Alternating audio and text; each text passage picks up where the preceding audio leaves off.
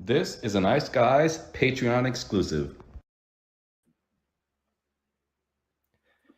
Welcome to another NHL team season preview video. It is the Florida Panthers this time around. Ian Cameron, Alex B. Smith, and joining us, the perfect guest, really, to talk Florida Panthers, the defending Stanley Cup champions heading into the 2024-2025 season. A man that has called Florida, South Florida, the Miami, Fort Lauderdale area home for a long time. You've seen him on this show multiple times, former pro hockey player doing a lot of hockey development stuff and work now. Currently, Brett Pepler back with us to talk a little. You knew I wasn't going to forget that. Florida Panthers hockey. Brett, good to see you again. Good to see you, fellas. Hope all is well. It is well. No doubt. It's been very well, obviously, in your area as far as the Florida Panthers and hockey is concerned. Just before we get into the team, because obviously we're going to talk what we usually do with every team on these videos, offense, defense, last year, the roster changes, what we expect this season. But we should look back on this championship season of last year, the fact that they won their first Stanley Cup as a franchise. You obviously have a front row seat, Brett, to what's been going on there. How big is it for this market as far as boosting the specter of hockey in Miami, Fort Lauderdale, South Florida, for Florida to go on this run, and not only go on this run, but actually win the Stanley Cup? Yeah, I think it was huge. They've been good for the last few years. Obviously, they've had a lot of fans. The game has grown down here, especially after Tampa won for 2 years there. It was kind of trending down here, but when they got top in the league in the regular season there, I always say I say it wrong. What is it? The President's Trophy? Is that correct? You got it right. President's Trophy. And you got it right because you didn't say President's Cup like I hear so many. That's golf. Yeah. I hear people say So that about it. Yeah. they won. They got that regular season, got ousted in the playoffs, and then the next year ousted again in the Cup final. Had a great run, and then this past year here, it was good. They had a couple good series there against the Rangers and obviously Edmonton. When it was 3-0, all the people were getting cocky, man, and you thought that, like, are they going to sweep them? Then all of a sudden Edmonton woke up, and it was crazy to see Edmonton come back 3-3 and then come back here into Game 7. But it was huge. They needed to win that because I feel after going up 3-0 and everyone was so planning on the parade and where it's going to be and all this kind of stuff and the party, and there's no chance Edmonton's going to come back. I think if Edmonton would have come back and actually won it in 7, hockey might have died down here, man. To be honest with you, just defeated like that in that kind of way after going up 3-0. So it was good they won, and since they've won, obviously it's been a party. You see all the guys who had their cup parties and stuff like that. Now the cup's been here for probably the last couple weeks to a month and getting shared with. I go to the practice rink and I know a couple of the trainers there and they sharpen my skates and they have the ice crew had a day with the cup and the local Italian restaurant had a day with the cup. So it's just circulating around South Florida. So it's been really good for down here, and it'll be interesting to see how the attendance is this year. I'm sure it's going to be high again. They should have a good squad and have a good chance to win again. But we'll see. See how ticket sales are and stuff like that, and if it's going to trend and go from there, I guess. But it was definitely good they won. Yeah, it's obviously going to be interesting to see if this is something that can springboard this into becoming kind of like what we've seen in the northern part, or the further north part of the state with Tampa Bay and the Lightning, where suddenly they had a few good years, cup contenders, and just a few years when they were contending before they even won their cup, the last decade, you could see it was really growing. And of course, what they did in 2004 with John Tortorella and Neil Cavalier and Saint Louis, and that team really helped. But no doubt, Alex, you've said it. I mean, many a time now, Minnesota tries to claim being the state of hockey. Right now, it would be hard to dispute that it's not Florida at the moment. I mean, 5 straight years where the Prince of Wales Trophy has resided in the Sunshine State. That's a claim that a lot of big-time hockey states can't make. Illinois, New York, Michigan can't make that claim for 5 in a row. And obviously, it helps to have 2 teams. But to have Tampa Bay, a franchise, like you said, that had been, kind of growing and had won a cup 20 years ago and But now for Florida to kind of catch back on to that fire, like you said, they hadn't really done anything since they were in Miami in the early '90s. But to have these last 2 years now combined with Tampa Bay success, and you look at the East Coast Hockey League, the Florida Everblades with 3 Kelly Cups in a row, and the franchises that are down there in Jacksonville and Orlando, the youth hockey, right, as you mentioned. So everything that is coming, even the colleges, you have college club teams with Miami and Florida State, University of Tampa, one of the big college clubs. So yeah, it's a state of hockey in my book, Florida.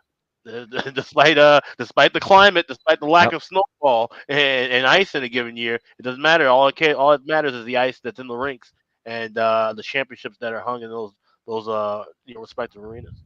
That's right. Tampa Bay Lightning, Florida Panthers, our buddy Jordan Sambrook, and the little dynasty they're forming in Estero, Florida, with the Florida Everblades in the East Coast League. So, they're winning a shit ton right now. Teams from the state of Florida when it comes to hockey. There's no question. Brett, great point about how I got to actually ask you, since you were there too for Game 7, in the area for Game 7. What was the vibe locally? Was there panic? Was there, we're going to let this opportunity to win our first Stanley Cup and with this franchise slip through our fingers? Or was there still, you know what? It was 3-0. Yeah, it's 3-3 now. It's winner take all Game 7. We still feel back on home ice. We're going to get it done. I think, well, I went to game 1 and 2, and Edmonton looked pretty bad. McDavid looked amazing. Like, he was better than anyone out there. After the cup was over, they announced he couldn't shoot because he had a torn ab muscle there, so he wasn't shooting much. But, like, just his speed and the control of the game, he was so much better than everyone, but they were controlling them very well. Uh, Edmonton didn't have a sniff for those first 2 games, and then same, I think, in game 3 when they went back to Edmonton there, went up 3-0 in the series, and then seemed like Shania Twain got the boys fired up in game 4, and it was just a change. It was just a turnaround, and going out just to watch those watch party games, and we went to Delray Beach with a couple buddies and to the Elbow Room and stuff like that, and after it was 3-1, it was kind of we'll still get it. 3-2, a little bit of anxiety, and then 3-3. A lot of the fans were like, "Oh no, we're gonna blow it." Where they were getting pretty upset, and had a lot of, I don't know, like they were hopping off the bandwagon saying, "I can't believe this, it's done," all that kind of stuff. And then I think the atmosphere and the mood for Game 7 was just like, who knows what's going to happen here. And it wasn't really a big eventful game. A lot of Game 7s by the Stanley Cup final, teams are gassed. Like, there wasn't many opportunities. It was kind of a greasy game there, 2-1 win for the Panthers. But yeah, like, fans didn't know what they were kind of giving up on them. So it was good that they pulled it out. But you heard a lot of stories. Bob wasn't coming to the rink a couple days there because he was mentally fucked. He couldn't come to the rink. He was going home. He was getting into his deep meditation and stuff like that. And I think they needed a total reset after. It worked. It worked. Yeah, crazy, man. Crazy. It was almost, to be honest with you, it was almost like the series was rigged to have so much of a difference in the first 3 games to the second 3 games of the series to make it 3-3. Like, it was night and day. Like, those first 2 games I watched here in Florida, like, Edmonton looked awful. Like, they looked like they were gassed. They didn't want to be there. They were giving pizzas in their own end, and then all of a sudden it was a totally different series after that. So for Game 7, it was like flip of the coin. Like, who knows what's going to happen here? We have no idea. And luckily they pulled out, or I think a lot of fans would have said, F this, we're not watching hockey anymore. Hard to say, but it was good they won. So Yeah, and I think the biggest thing too is, and as we get into obviously breaking down what's coming up for this season, teams have to learn how to win. We talk about teams going through the motions and taking their lumps, losing before getting to these points, and they learned from last year, where getting all the way to this point, pulling off the upset against Boston, but getting all the way to the Cup final, and then the way they got bounced out in that final the year before against Vegas. They learned from that. They learned that we have to, find those ways to close out series. And it's not easy. It's not easy to get from round to round to round. And it's not easy to get that 4th win in that final round. And Florida had to learn that the hardest way too. But like you said, of course, getting the win at the end. Now they have that momentum. They have that playoff pedigree to where, they make it right back to the postseason. Now we don't have to worry about them so much in the first and second rounds. We got to worry about them keeping all this momentum and the amount of hockey they played over the last 2 years going into a deeper round for a third straight year. Yeah, that's a solid point. Exactly. Being able to learn how to win, being able to go through the adversity you faced like Florida did and be able to still find a way to win. It benefits them moving forward. And now you got to get ready for another 82 game grind with a big bullseye on your back. We know that's not always the easiest thing. Just ask the Vegas Golden Knights, last year's Stanley Cup winner, obviously, which who beat, of course, Florida the year before in the Stanley Cup final. Another thing that's interesting, one last little note about that final last year against Edmonton.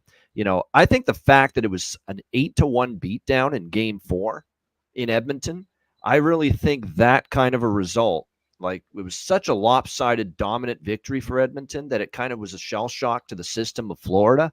And for Edmonton, it was like, well, look what we did in one game. Just do it. Just find a way to be victorious the next time. And we're right back in this series again. And they had that pep in their step going back to Florida for Game 5.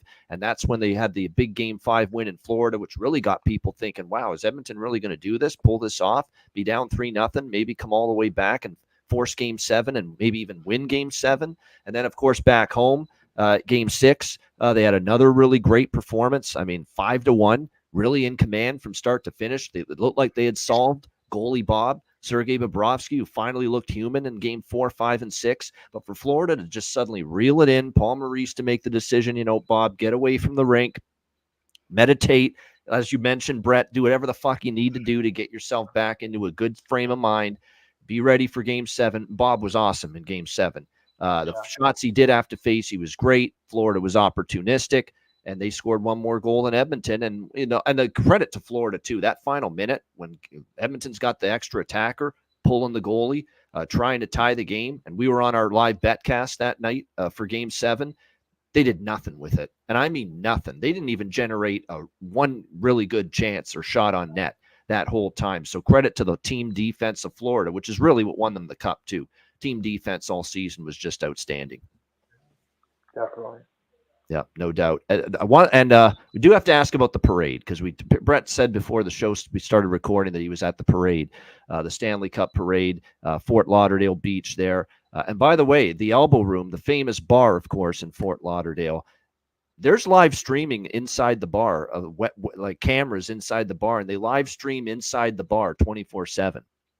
So anyone trying to rob the place, you're going to be in some kind of trouble. Anybody that's in the bar during the day, you better not be caught fiddling with your wanker, somewhere, or else, people are going to be able to see that, or puking in the corner somewhere. People are going to see that because they got live cameras streaming inside the bar the whole time. So make sure you don't get into any nonsense in there when you're there. But the Elbow Room was bumping, obviously, Brett, that day of the parade. You were there. It was a terrible day weather-wise. Lots of rain, even some thunder and lightning, but it didn't dampen the rain. It didn't rain on the parade, literally, of the Florida Panthers that day. The crowd still came out, and it was still one hell of a parade, and everybody had a great time. Definitely. With the Elbow Room live cam there, if you ever look into People Watch, just take a look at that. Probably tomorrow night you should take a look with all the Buffalo Bills fans in there playing the Dolphins or having a Buffalo That's Bills true. party. That Yep. could be extremely wild in there. But the parade was amazing. Actually, a funny thing was right after the parade, my sister came from Canada, and then we flew home to Canada for the summer. People were asking me, "Hey, we heard there was no one at the parade." Like the media was kind of giving it the look like there was no one there, but like there was over 200,000 people there, and it was crazy, man. And there's a lot of hockey fans who, even though it's a non-traditional hockey market, but there still is a lot of fans who grew up watching the team when they were wearing the jersey like you're wearing there, sir. And there's a lot of guys that I play just men's league hockey with that grew up in the system here, and they're diehard Panther fans. Obviously, not like a Canadian market or something like that, but the parade had a lot of fans, man. And it was amazing to see, and just watching that and watching them come out after that rain, like they were kind of questioning if they were going to be able to have the parade just because of the big storm that was coming in, and the big storm that went in, and everyone got soaked, and there was lightning and stuff. But like no one left. The people stayed there, and then finally they got it going, and it was amazing, and gave you chills just to watch them come out, watch the cops come on their bikes, and then they all came on the double decker buses, and it was insane, man. Something I'll remember for the rest of my life, and one of the wildest things I've ever seen in my life. And Wow. it was awesome, man. There was people everywhere. It was it was wild. Yeah, if you had told me that 200,000 people would have shown up in South Florida when 2 feet of rain is expected the next day to celebrate a Stanley Cup championship, I wouldn't have believed you 15 or 20 years ago. So that's an incredible accomplishment in itself. That's a great number of people. It's a great turnout for that market, and considering the rain and the weather circumstances, that's fantastic. Yeah, no doubt. Yeah. Great Yeah, turn. we were row one right on the street, so we got there early because I was saying before we wanted to go to So the you had a elbow good room. position there where you were situated. Yeah. Yeah, I was actually standing next to the Fox Miami meteorologist, the weather guy, and I was talking to him. He was having a few drinks, and he said, "You know what?" He said, "We can, as long as we can see those ships way out there on the ocean, we're going to be okay."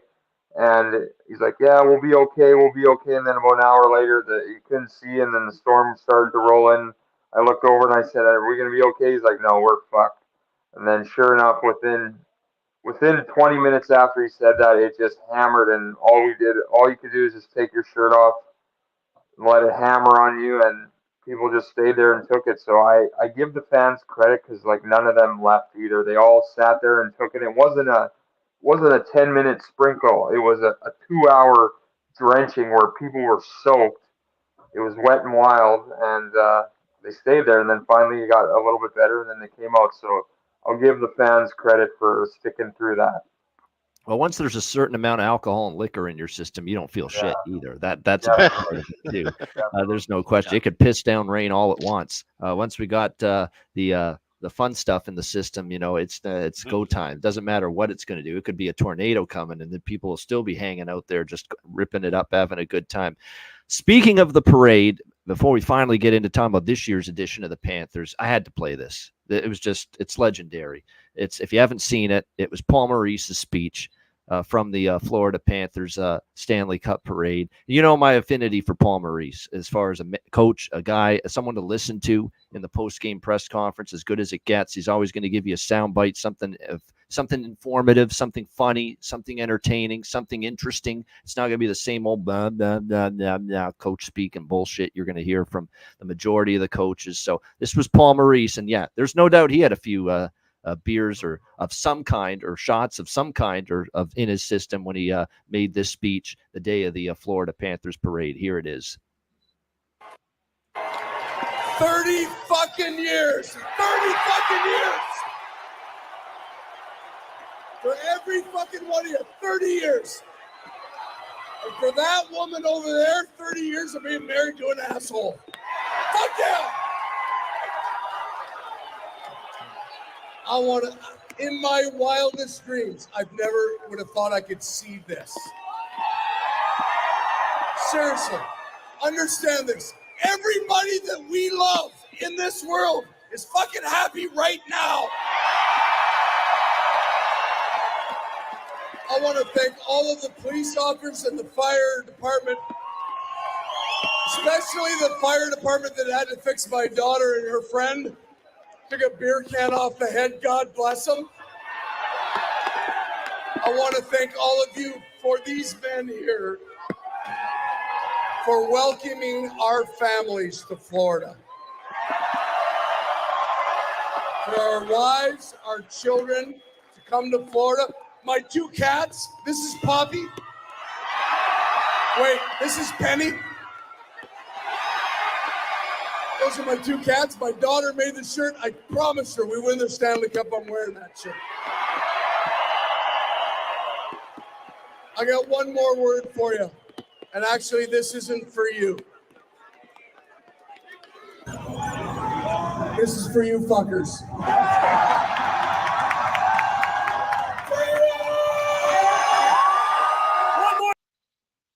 There it was. Freedom is, by the way, what he said at the end Nice. there to his freedom for. And you know what I loved about it at the beginning of the speech when he said 30 years? He was talking about not just the Florida Panthers, 30 years of existence, not winning the Stanley Cup, 30 years for him as a head coach, not winning a Stanley Cup.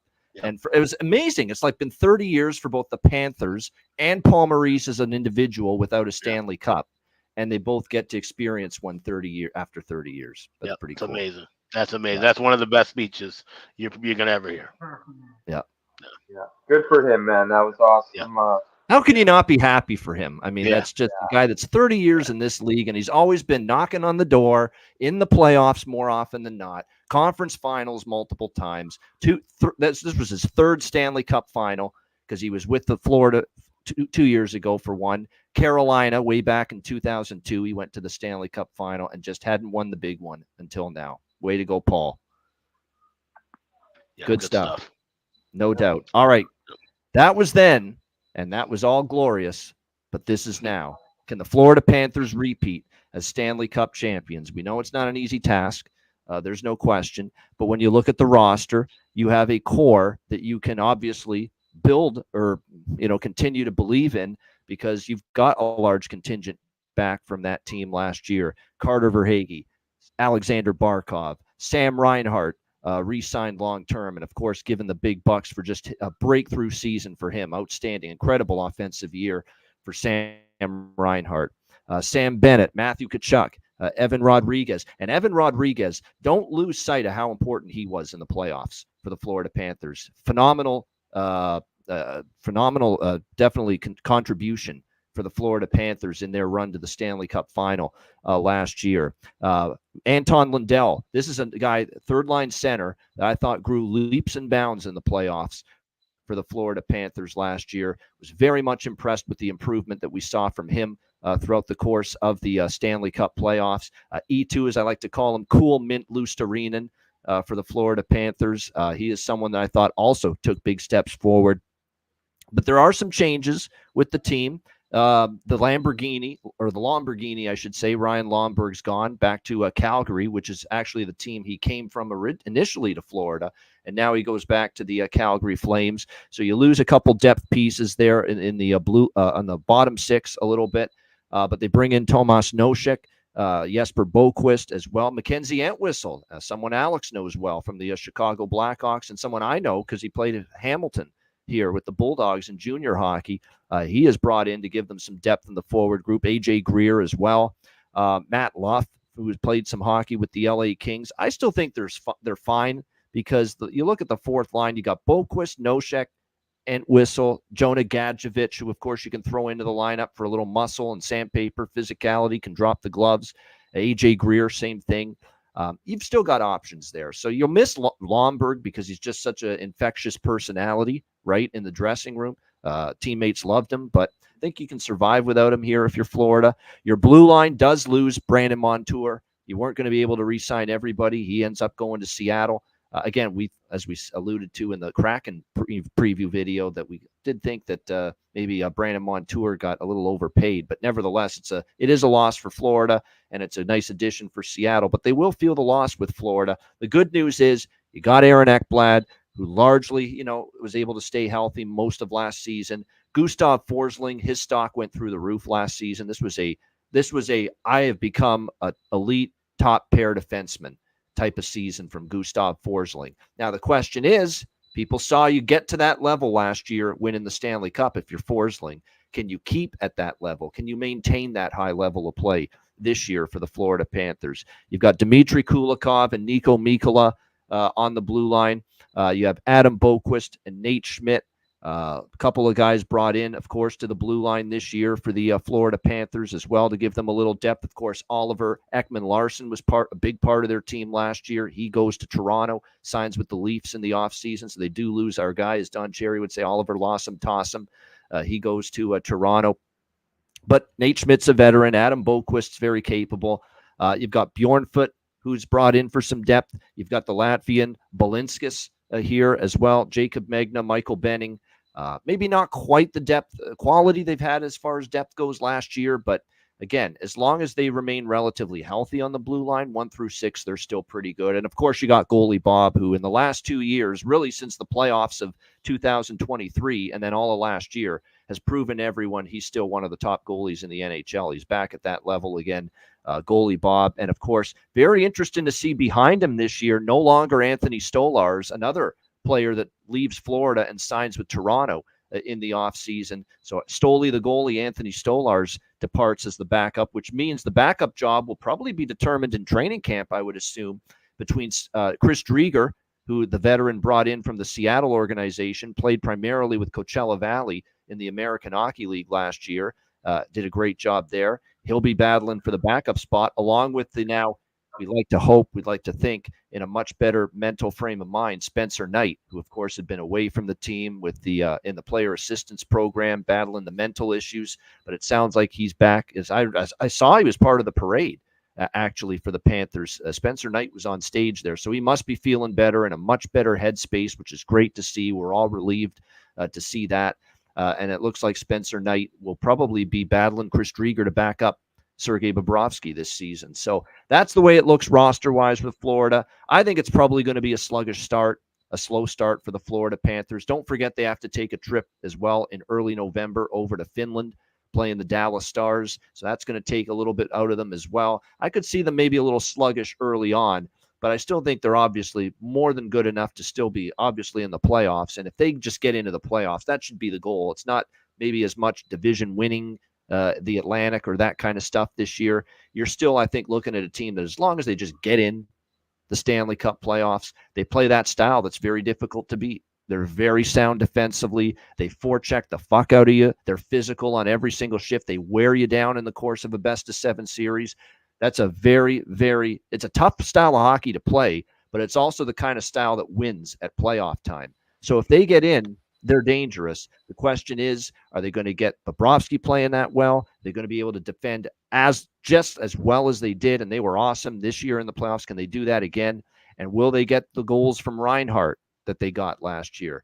Can Tkachuk, have a big offensive season? Will the goals be enough there from that group collectively this season in order to put themselves back in a spot to not only contend but maybe win consecutive Stanley Cups? Alex, your thoughts on the Florida Panthers?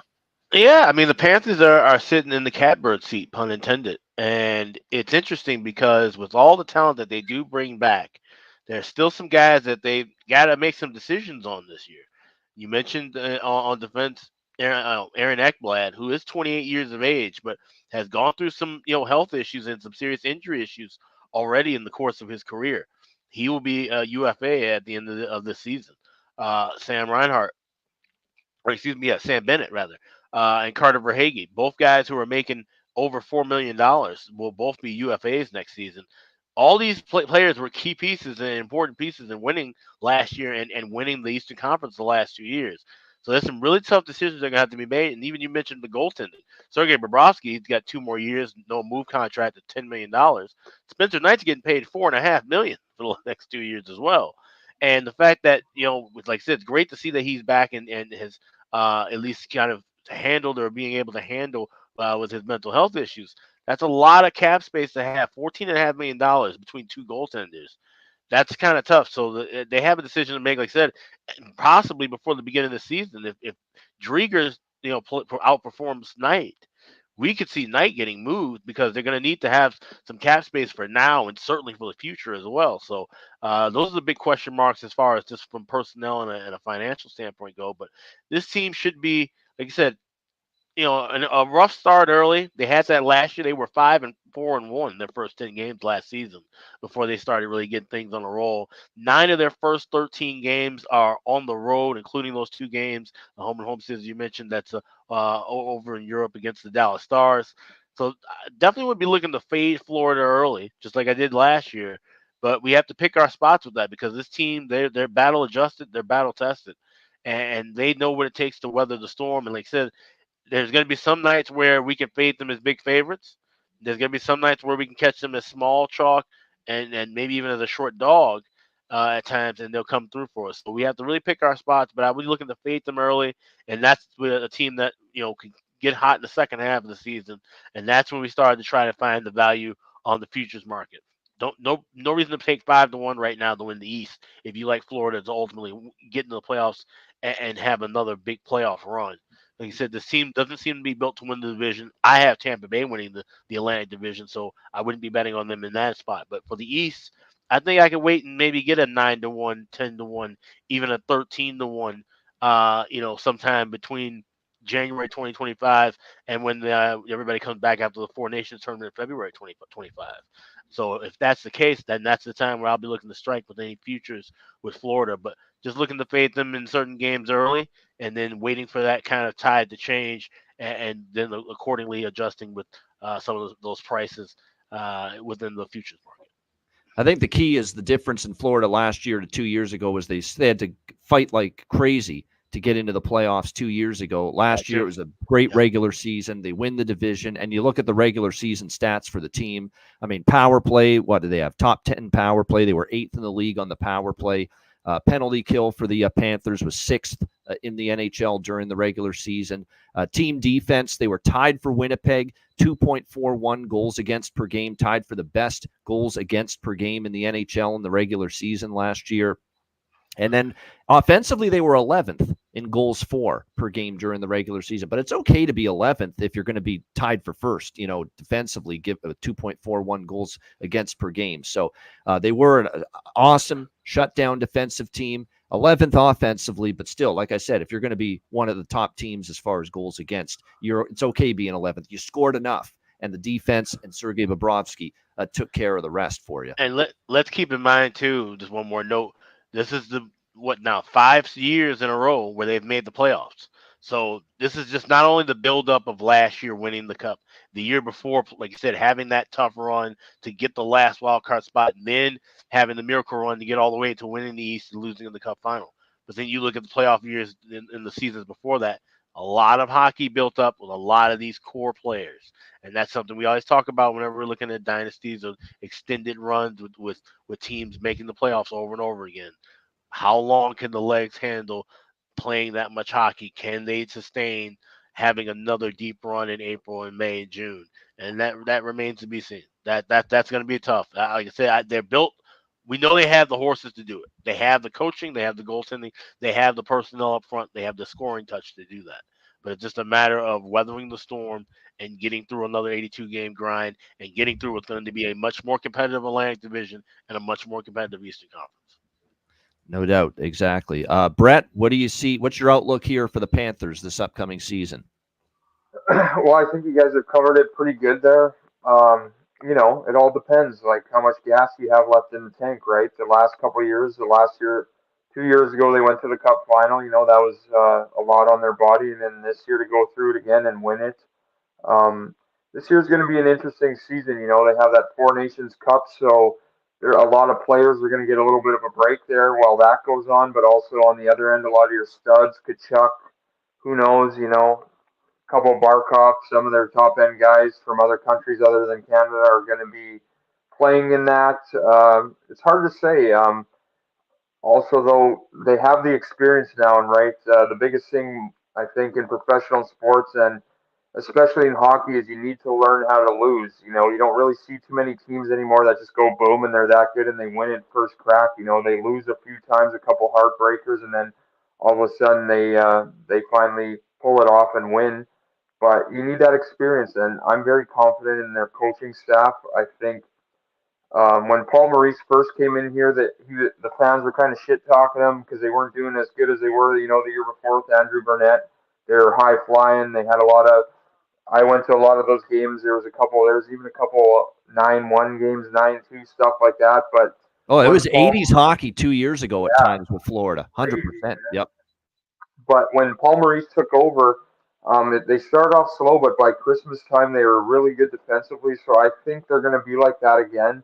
You guys mentioned some of the players they got rid of. Montour, he was great. He was very offensive. He was good with the body. Kind of got, they would say his defensive side of the game wasn't that good, so he cost them there a little bit. But I feel like his offensive side of the game was really good, as Gustav Forsling is amazing defensively, not bad offensively, but they're really going to miss that offensive punch with Montour. And even in the playoffs, he kind of gave up a few pizzas there, and they got scored on the power play. But Oliver Ekman-Larsson, he took over after they took Montour off, and he stepped up and he was really good. So they're missing both of those guys this year, where I think they're going to have trouble on the defensive side of things, but also I think if they're in a spot to make a move, I think they'll make a move and bring in a good D-man anyways if they, feel like they have a chance to repeat. Yeah, their top six are going to be really good still. They got Reinhart, they got Barkov, they got Verhage, they got Bennett, they got Rodriguez played amazing in the playoffs. He had some really big goals.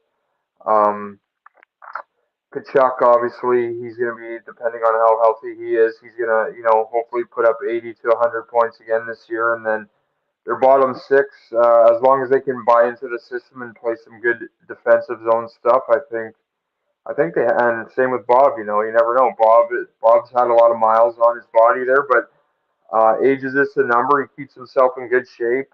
His mental game is highly touted. How in the offseason he goes into the mountains in Thailand or wherever he goes, and he really becomes one with himself, and that's a big part of his game, and that's why they said after game 4 there where they got pumped 8-1, he lost it just like that. So I feel if he's coming in with the right attitude, he's in good shape.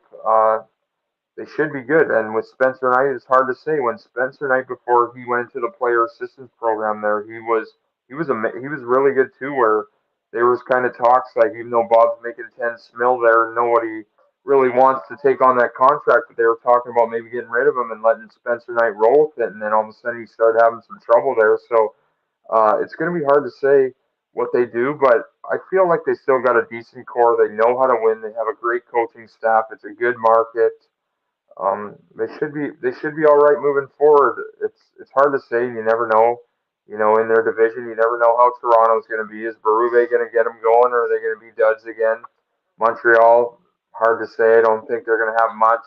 Boston, they should be decent. Tampa, I'm going to disagree with you. I don't think they're going to be good, man, because they lost Stammer there, and their first line is Kucherov, Point, and Genzo, and they're amazing offensively talented guys, but like they're small, they're not physical. So teams like the Panthers will come in and might roast them and physically, give it to them where they might not produce. But hard to say, you never know. But I think the Panthers will have a good shot, man. I think as long as they're healthy and they go into it in a good spot and, like you guys said, get into the playoffs, I think you never know. I think their experience and coaching staff could get them a long way as long as they're in the playoffs and healthy.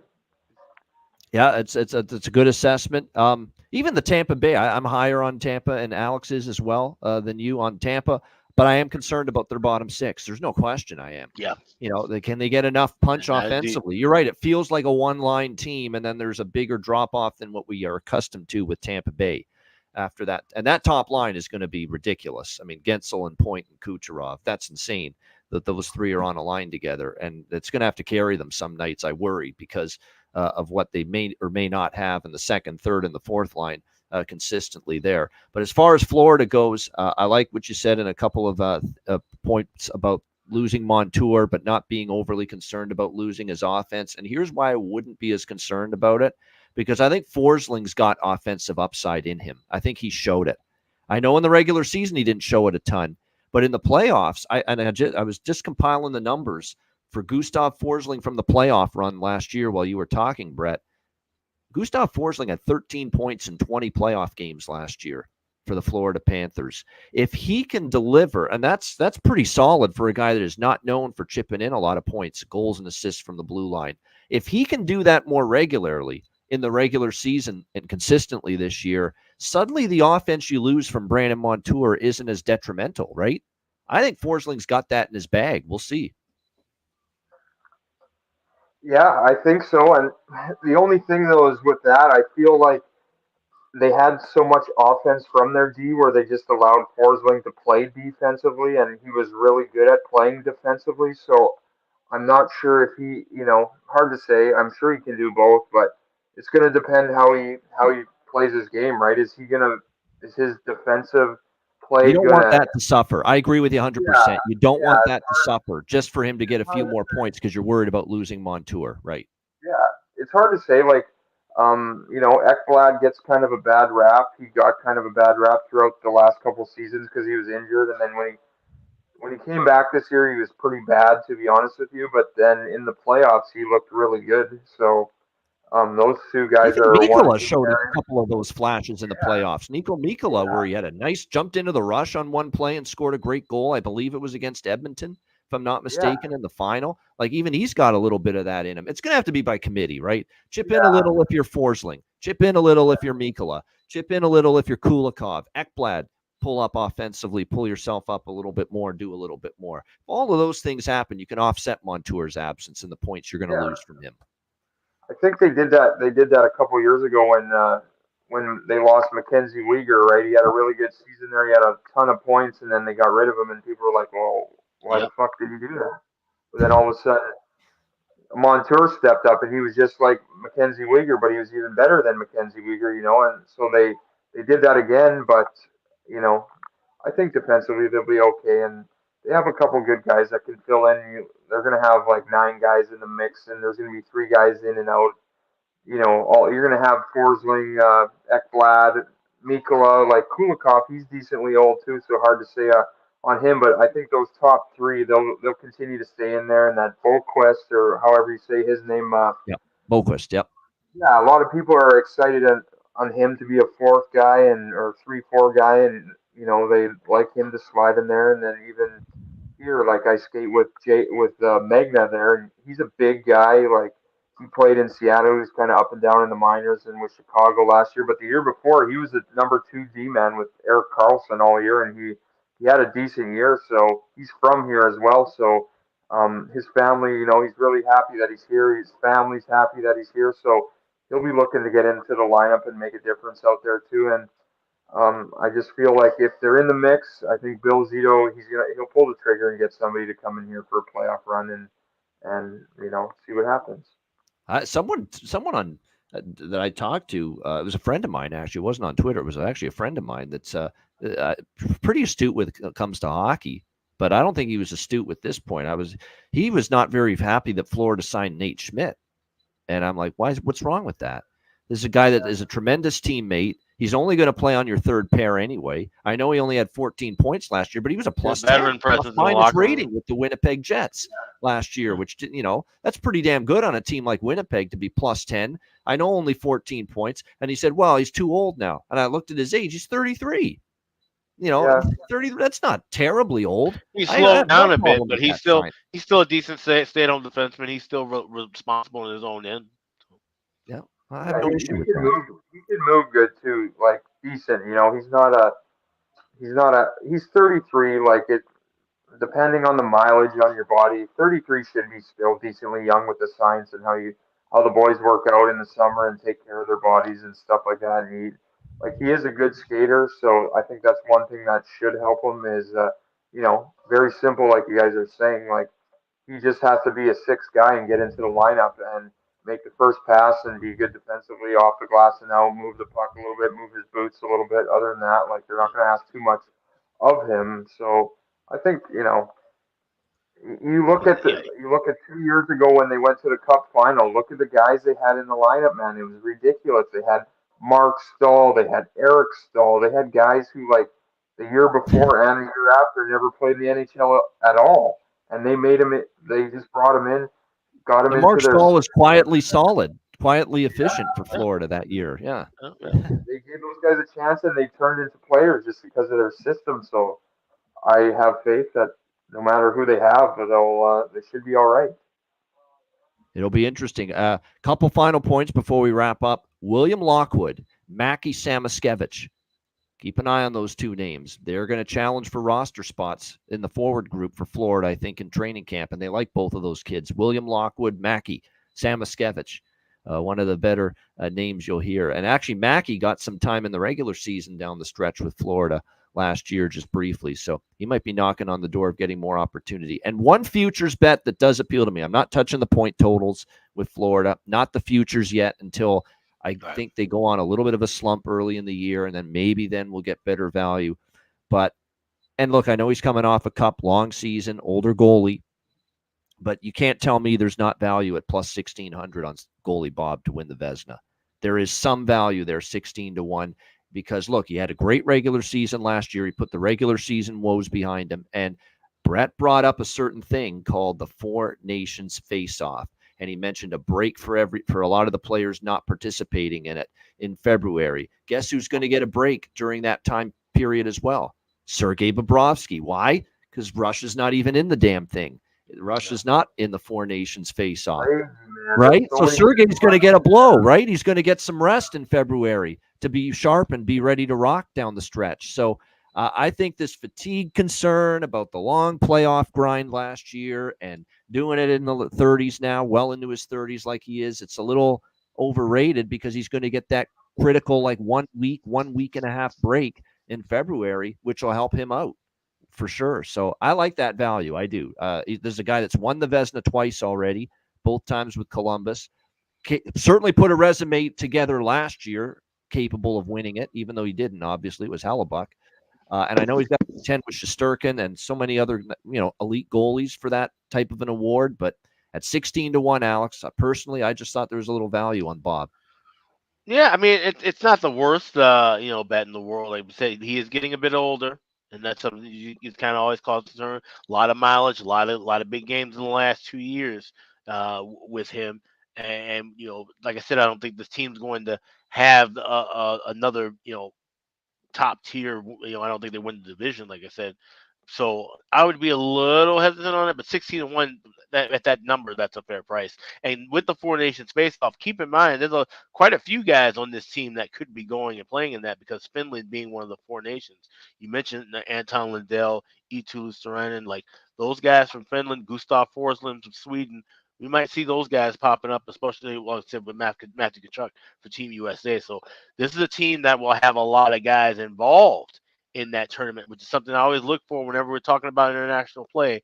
With Olympics coming up too, down the line, you look at those teams that could be sending a lot of their key components and key players. You wish them all the best and hope that they stay healthy through that tournament week. But yeah, that's definitely something to keep an eye on. The guys who are getting rested, the guys who also still have to play in those 2 weeks. Absolutely. Great stuff. Brett, thank you for joining us. I know it wasn't easy. I know things are crazy ass hectic right now, but anything you want to say before we wrap it up? Hey, always good, fellas. Always good to chat with you. Should be a very interesting season here, and hopefully all is well for you dudes. And eventually you'll have to make a trip down to South Florida and see what all the madness is about. Check out the Elbow Room. Maybe you could do a live podcast from the upper level at the Elbow Room. That's actually one of the spots we've got on our list of Ice Guys meet and greet road trip, cities. And we're going to start doing some of these. Vegas, Nashville, Florida's right up there. Boston, because of our friendship with Jimmy Murphy, is right up there. So it's on the short list, Florida, 100%. There's no question, especially South Florida and Fort Lauderdale for a lot of the reasons you just mentioned. Great stuff, Brett Pepler. We'll try to get him on a couple of times during the season as well on the Ice Guys show. For Alex B. Smith, Brett Pepler, I'm Ian Cameron. This has been your Florida Panthers season preview video right here on the Ice Guys as 32 teams and 32 days continues right here on the Ice Guys.